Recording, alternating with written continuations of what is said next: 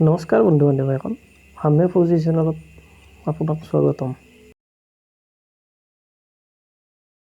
বন্ধু বান্ধৱীসকল, প্ৰথম খণ্ডৰ দ্বিতীয় ভাগৰ প্ৰশ্নবোৰলৈ আগবাঢ়িছোঁ আজি।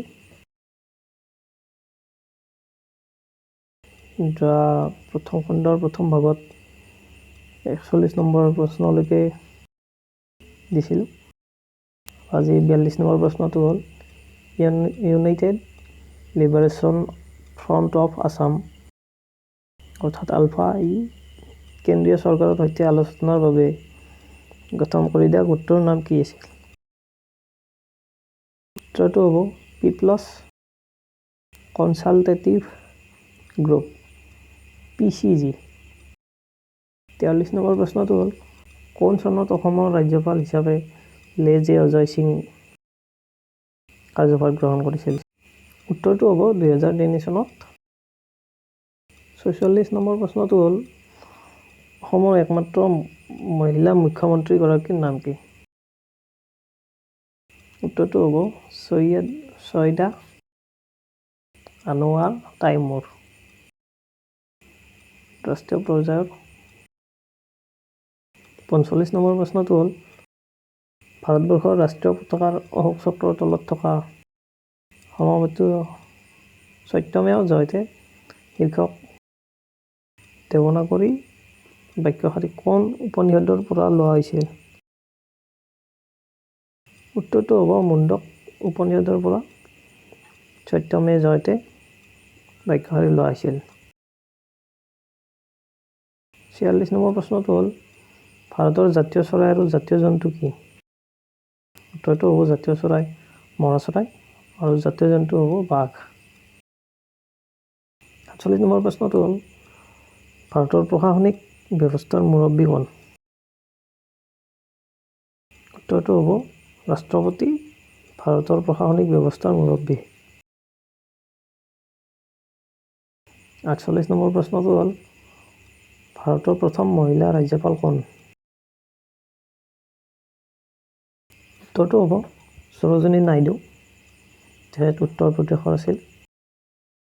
1947 চন আৰু 1948 চনত তেখেতে ৰাজ্যপালৰ কাম কৰিছিল। 49 নম্বৰ প্ৰশ্নটো হ'ল ভাৰতৰ প্ৰথম IPS বিষয়াগৰাকী কোন? উত্তৰটো হ'ব কিৰণ বেদী। 1972 চনত তেখেতে IPS হৈছিল। 50 নম্বৰ প্ৰশ্নটো হ'ল ভাৰতৰ সংবিধানখন কোন চনৰ কোন তাৰিখৰ পৰা কাৰ্যকৰী কৰা হৈছিল? উত্তৰটো হ'ব ইংৰাজী 1950 চনৰ 26 জানুৱাৰীৰ পৰা ভাৰতৰ সংবিধানখন কাৰ্যকৰী কৰা হৈছিল। 51 নম্বৰ প্ৰশ্নটো হ'ল ৰাষ্ট্ৰীয় সংগীত জনগণ গীতটি প্ৰথমবাৰৰ বাবে ক'ত পৰিৱেশন কৰা হৈছিল? উত্তৰটো হ'ব 1911 চনৰ 27 ডিচেম্বৰত ভাৰতীয় জাতীয় কংগ্ৰেছৰ কলিকতা অধিৱেশনত।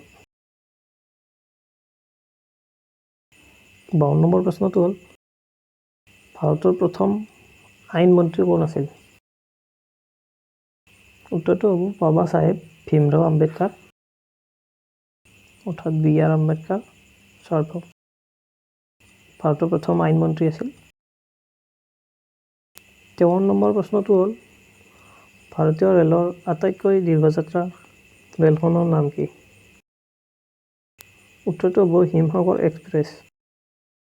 এইখন ৰেলখন জন্মুৰ পৰা কন্যাকুমাৰীলৈ যাত্ৰা কৰিছিল।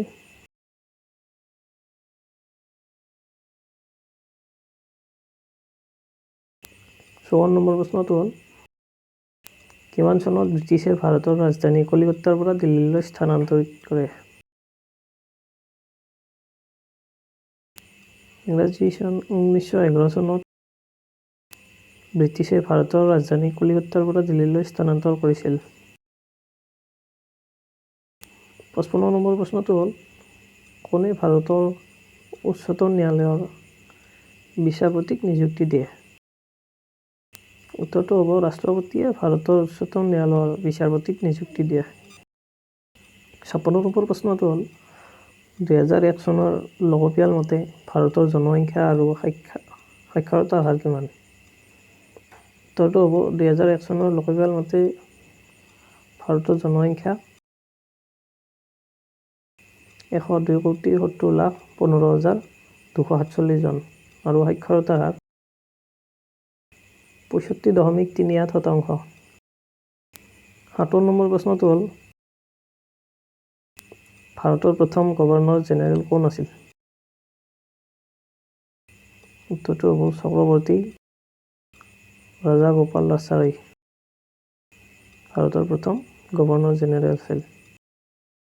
8 নম্বৰ প্ৰশ্নটো হ'ল কোন ভাৰতীয় অৰ্থাৎ ব্ৰিটিছ নেতাৰ অপুৰুষাৰ্থ চেষ্টাত ভাৰতীয় জাতীয় কংগ্ৰেছ জন্ম হৈছিল? উত্তৰটো হ'ব এলান অষ্ট্ৰেভিয়ান হিউমৰ অপুৰুষাৰ্থ চেষ্টাত 1885 চনত ভাৰতীয় জাতীয় কংগ্ৰেছৰ জন্ম হৈছিল।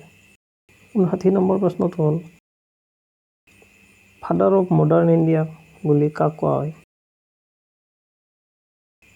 ৰাজা ৰামমোহন ৰায় দেৱক ফাদাৰ অৱ মডাৰ্ণ ইণ্ডিয়া বুলি কোৱা হৈছিল। 60 নম্বৰ প্ৰশ্নটো হ'ল কাৰ সন্মানাৰ্থে মুম্বাইৰ গেটৱে অফ ইণ্ডিয়া নিৰ্মাণ কৰা হৈছিল? উত্তৰটো হ'ব ইংলেণ্ডৰ ৰজা পঞ্চম জৰ্জৰ ভাৰত আগমনৰ প্ৰাক মুহূৰ্তত 1911 চনত গেটৱে অফ ইণ্ডিয়া নিৰ্মাণ কৰা হৈছিল। বন্ধু বান্ধৱীসকল, যদি আপুনি এতিয়ালৈকে ভিডিঅ'টো চাই আছে তেনেহ'লে ভিডিঅ'টো লাইক কৰি দিব। আপোনাৰ পৰিয়ালৰ সদস্য আৰু বন্ধু বান্ধৱীৰ সৈতে ভিডিঅ'টো শ্বেয়াৰ কৰি দিব আৰু এনেধৰণৰ ভিডিঅ' আগলৈ চাই থাকিবলৈ চেনেলটো ছাবস্ক্ৰাইব কৰিব। লগতে ভিডিঅ' আপলোড কৰাৰ লগে লগে আপোনাক নটিফাই কৰিবলৈ কাষত থকা বেল আইকনটো অৰ্থাৎ ঘণ্টাটো বজাই দিব। আহক আগৰ প্ৰশ্নবোৰলৈ পুনৰ উভতি যাওঁ।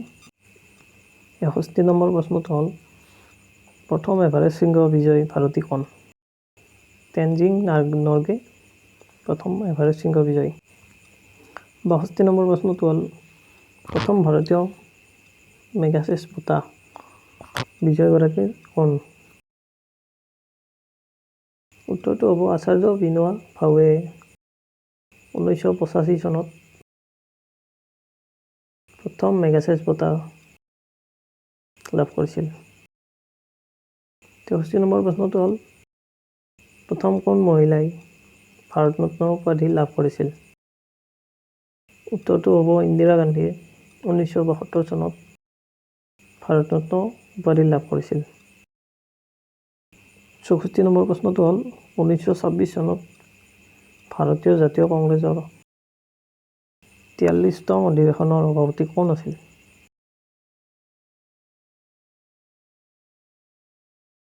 উত্তৰটো হ'ব এছ শ্ৰীনিবাস আয়েংগাৰ 1926 চনৰ ভাৰতীয় কংগ্ৰেছৰ 43তম অধিৱেশনৰ সভাপতি আছিল। 65 নম্বৰ প্ৰশ্নটো হ'ল উচ্চতম ন্যায়ালয়ৰ প্ৰথমগৰাকী মহিলা ন্যায়াধীশ কোন আছিল? উত্তৰটো হ'ব ফাতিমা বিবি উচ্চতম ন্যায়ালয়ৰ প্ৰথমগৰাকী মহিলা ন্যায়াধীশ আছিলে। 66 নম্বৰ প্ৰশ্নটো হ'ল ভাৰতীয় জাতীয় কংগ্ৰেছৰ প্ৰথম সভাপতি পদ কোনে অলংকৃত কৰিছিল?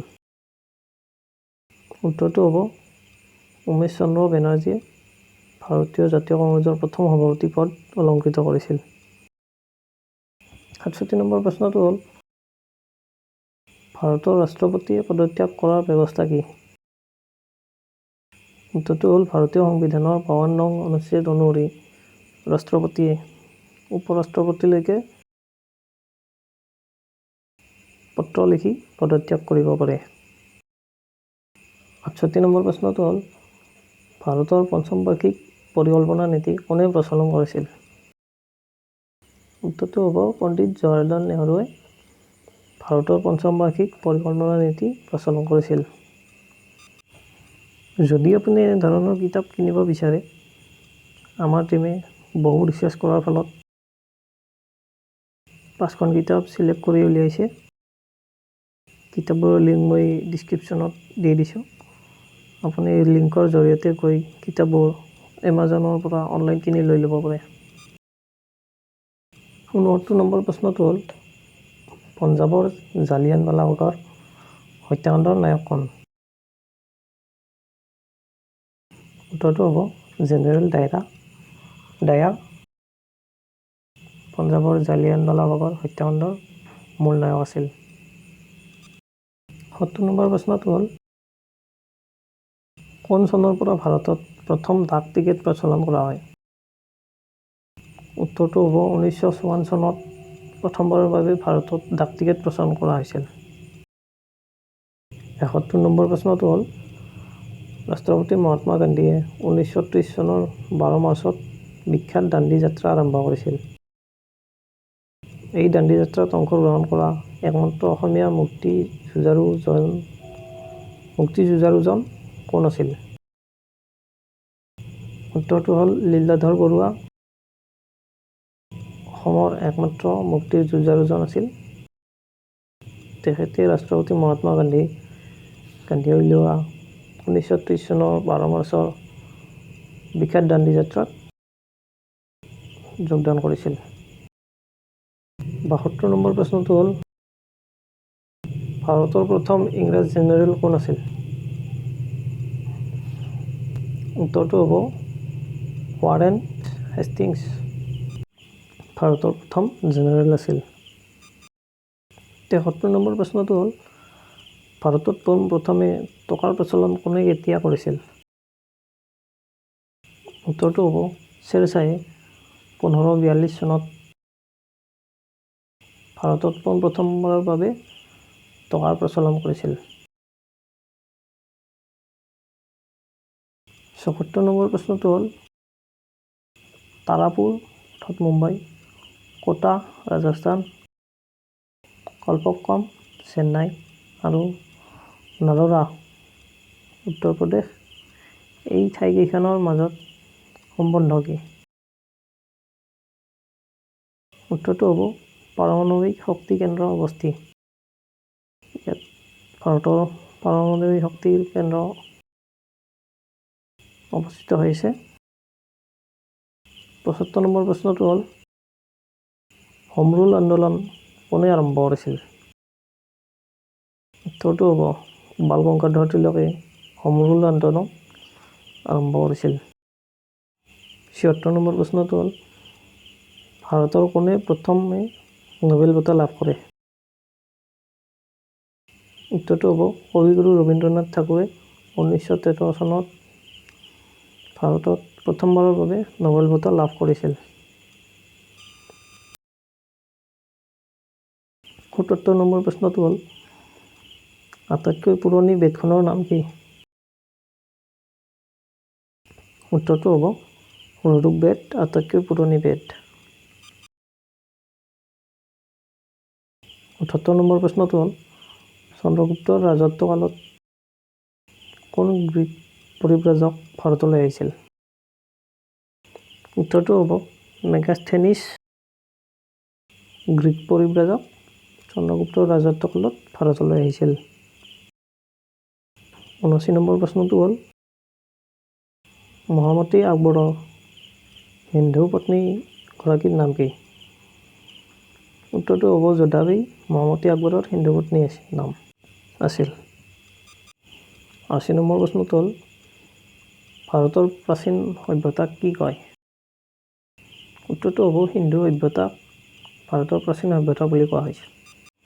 বন্ধু বান্ধৱীসকল ভিডিঅ'টো চাই কিবা ভুল দেখিলে কমেণ্ট বক্সত কমেণ্ট কৰিবলৈ নাপাহৰিব। আজিলৈ ইমানেই। অহা ভিডিঅ'বোৰত পুনৰ লগ পাম। জয় আই অসম, জয় হিন্দ, জয় ভাৰত।